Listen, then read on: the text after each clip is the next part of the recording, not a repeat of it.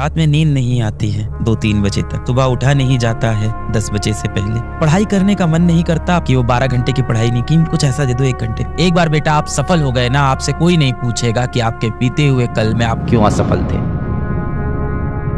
जब डॉक्टर के पास मरीज आता है कि मुझे कोई बीमारी हो गई है, कि मुझे बैकलॉग की बीमारी हो गई है, कि मैं जो पढ़ाया जाता है क्लास में वो समय पे नहीं पढ़ पाता हूँ और हमेशा मेरी पढ़ाई छूट जाती है, या मुझे डिप्रेशन की बीमारी है, या मेरे अंदर मोटिवेशन कम हो जाता है, तो डॉक्टर क्या करता है ये बताओ। डॉक्टर उस व्यक्ति को टैबलेट दे देता है या उसका जांच करता है, भाई डायग्नोस करता है, टेस्ट लिख देता है और उसके बाद उसको दवाएं दे देता है कि ये दवा खा लो, ये टैबलेट खा लो, सही हो जाओगे। अब आप बताओ वो टैबलेट क्या उसका लॉन्ग टर्म का इलाज है, हमेशा के लिए इलाज है? नहीं। टैबलेट खाने से जो अभी समस्या आई थी वो खत्म हो जाएगी, 1 हफ्ते के लिए आप स्वस्थ हो जाओगे, 1 महीने के लिए स्वस्थ हो जाओगे, 6 महीने के लिए स्वस्थ हो जाओगे। डॉक्टर क्या बताता है कि आप स्वस्थ कैसे रहेंगे? जब आपकी इम्यूनिटी स्ट्रांग, जब आपके शरीर के अंदर की शक्ति बढ़ जाए, आपकी शारीरिक क्षमता बढ़ जाए, कीटाणुओं से लड़ने की शक्ति आपके शरीर में पैदा हो जाए। तो डॉक्टर भी दवाई पे भरोसा इतना नहीं करता जितना इम्यूनिटी पे करता है। अब आप 10 घंटे की पढ़ाई नहीं की, आप कुछ ऐसा बता दो कि वो पढ़ाई अब 1 घंटे में हो जाए,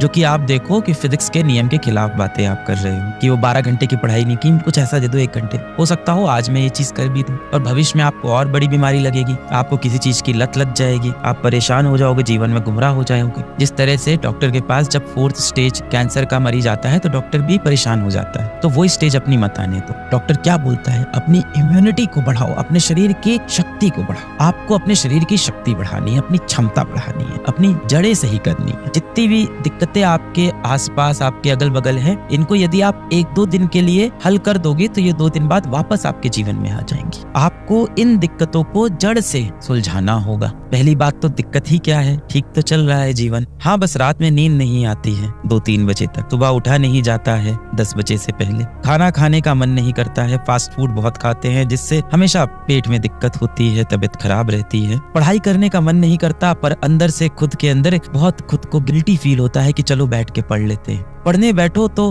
बिल्कुल रुचि ही नहीं आ रही है पढ़ाई में, लगता है कि एक बार मोबाइल में देख लें कहीं व्हाट्सएप पे दोस्त का मैसेज ना आया हो। व्हाट्सएप खोला, किसी का मैसेज आया था, किसी अनजान व्यक्ति से चर्चा करने लग गए और आधा घंटा निकल गया, फिर लगा पढ़ाई करनी चाहिए, फिर पढ़ाई करने वापस आ गए। करते करते रात हो गई और रात में देखा तो शायद मुश्किल से 1-2 पन्ना पढ़ाई की होगी और पूरा दिन मोबाइल फोन पे टीवी देखते हुए, कोई वेब सीरीज देखते हुए, कोई ना कोई शो देखते हुए हमने खराब कर दिया। इस बीच माता पिता ने कहा कि 10 मिनट आपसे बात करनी है, तो उनको भी चिढ़ के बदतमीजी से उनसे भी बात कर दिया कि मेरे पास तो समय ही नहीं है। मैं ये नहीं कह रहा हूँ इसमें तुम्हारी गलती है, जो दिन भर आप घुटते हो, दर्द होता है, आपको जो परेशानी होती है, आप अपने बीते हुए कल को लेके अब परेशान मत हो बेटा, क्योंकि आप अपने बीते हुए कल को अब बदल नहीं सकते हो। अपने बीते हुए कल को लेके बिल्कुल परेशान मत हो, क्योंकि आप अपने बीते हुए कल को अब नहीं बदल सकते हो। हाँ, अपने आने वाले कल को आप बदल सकते हो। आने वाला कल आपके हाथ में है, आपकी मुट्ठी में है, उसको आप बदल सकते हो। और यदि आपके आने वाले कल में सफलता है तो आपके बीते हुए कल में क्या हुआ ये कोई नहीं पूछेगा आपसे। एक बार आपने अपना लक्ष्य पा लिया, जो भी आपके जीवन का लक्ष्य है, एक बार बेटा आप सफल हो गए ना, आपसे कोई नहीं पूछेगा कि आपके बीते हुए कल में आप क्यों असफल थे। तो अपने बीते हुए कल के ऊपर मिट्टी डालो, उसमें आप कुछ नहीं कर सकते।